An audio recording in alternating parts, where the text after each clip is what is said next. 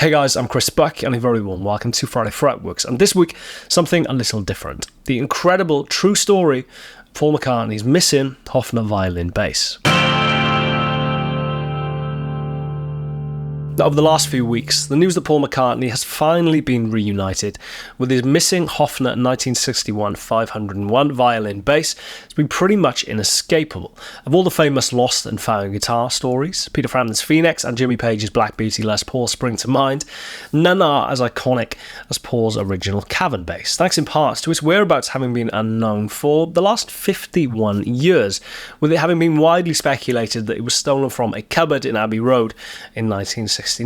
However, thanks to Nick Wass, Hofner employee and man behind the lost bass, a project set up specifically with the sole aim of finding this guitar, we now know the truth, or at least as much of it as is legally possible to divulge without incriminating certain key players.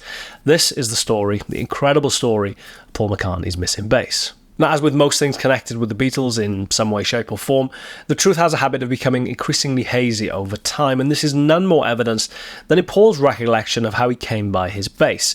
In an interview with Bass Player magazine in 1995, Paul recalled that he found a little music shop in the centre of town here being Hamburg, where he found a right-handed, symmetrical violin bass in the window. Paul bought it for £30, flipped it over to play it lefty, and the rest is history.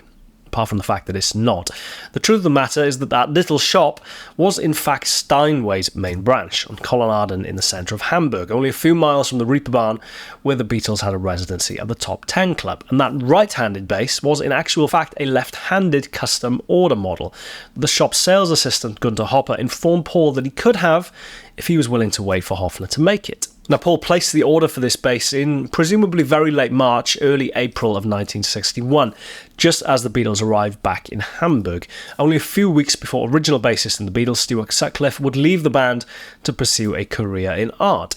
In the interim, Stu would let Paul borrow his Hofner President 505 bass, but with strict instructions not to restring it left-handed. So I can imagine it was of great relief when Paul's custom order finally arrived, and you can see an 18 or 19-year-old Paul McCartney here proudly displaying his new bass in photos taken at the Top 10 Club. Now, the Beatles would soon return to Liverpool and take up residency at the Cavern Club, the club that would inadvertently give rise to the bass's unofficial nickname, the Cavern Bass. It's estimated the Beatles played just shy of 300 shows at the Cavern Club, the last being on August 3rd, 1963, some 6 months before their first appearance on the Ed Sullivan Show, for some context. By this point, the band had already recorded their first record, Please Please Me, and were well underway with the recording of their second, with the Beatles, and thus it's perhaps of no surprise that the bass by this point was very much showing signs of a life hard lived. The neck pickup surround in particular having split at some point and now being held in place by black tape, and thus an order was placed for a replacement bass in summer of 1963, the bass finally arriving in October of that year, and it is that bass, easily identifiable by the wider pickup spacing and the Hofner script logo on the headstock, that we'd come to see pretty much throughout the rest of Paul's time with the Beatles, from their recording sessions for Hard Day's Night here in February of 1964, all the way through to their last public show at Candlestick Park in August of 1966. Now, in the spring of 1964, Paul's original violin bass was sent to Sound City in London for a makeover. Now, the reasons for these somewhat drastic actions remain unclear. Presumably it was an attempt at a more permanent fix for some of the wear and tear that had happened over the course of hundreds of shows. But either way, the guitar was significantly altered. It was resprayed, presumably by Burns, in a thick three-tone sunburst poly finish, while those two original pickups were now housed in a single wooden housing as opposed to two separate rings, with the original knobs being replaced for what appear to have been radio knobs. The next time we would see the bass would be at Twickenham Studios in September of 1968 for the filming of the Revolution promo video. However, the bass would make another appearance at Twickenham only a few months later in January of 1969 for the start of the Let It Be sessions, of course being extensively highlighted more recently by Peter Jackson's Get Back, thanks to which we have some wonderfully clear footage.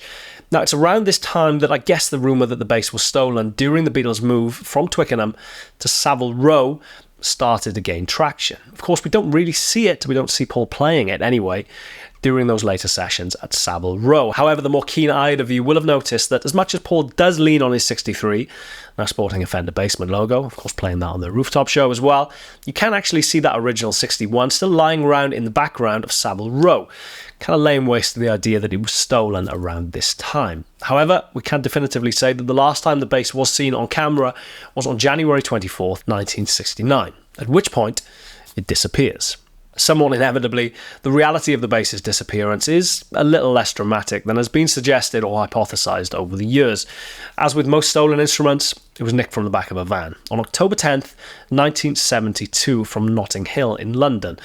The bass was being kept in the back of a storage van during the recording process of Paul's second album with Wings, Red Rose Speedway. During the course of their investigation, the lost bass team were contacted by Ian Horn, a former roadie of Paul McCartney during his time with Wings, who relayed the story that on October 10th of 1972, the van was parked in Cambridge Gardens, Notting Hill, when 2 guitars and 2 amps, 2 AC30s, were stolen from the back of it. A frantic door-to-door search ensued the morning after in an attempt to locate any of the stolen goods, but all to no avail. However, it was this crucial bit of information, in addition to an email from someone who, in hindsight, probably revealed a little too much of a conversation he apparently overheard in the back of an ambulance, that would prove to be the key piece of the puzzle. Lost bass researcher Naomi Jones dug a little bit deeper into the history of the block of flats where the stolen bass was apparently stashed, and miraculously, who would have guessed it, found someone with a surname matching that of the ambulance driver that had overheard the conversation. Further probing ultimately revealed tales of an infamously light-fingered father, the sale of a bass to a pub landlord, who then passed it down through his family, eventually ending up with his second son, who passed away during COVID. The bass ultimately ending up in the wife's attic. Family, however, dispute that it was the Lost Bass Project which finally located the bass, instead claiming that it was actually a piece on the Evening News which finally made them put 2 and 2 together about the bass that they had in their attic. The family's son Rory has issued a statement on Twitter with words to that effect, so I guess the truth will remain to be seen. Either way, we do know that in September of 2023, Paul was finally reunited with his 1961 Hofner 501 bass and was said to be as excited as a schoolboy. As you would expect, the bass wasn't exactly as it was when it disappeared, although considering its over half a century absence, it is in remarkably good condition, just needing a few relatively small repairs to hopefully get it back up and running. However, one key detail did emerge from the investigation, which had previously been unknown. The bass does in fact have a domed back, not the flat back of subsequent reissues, and in fairness to Hofner, would have been much more usual for Hofner basses around this time, again lending credibility to the fact that it was not only a custom order, but perhaps the first left-handed bass that Hofner ever made.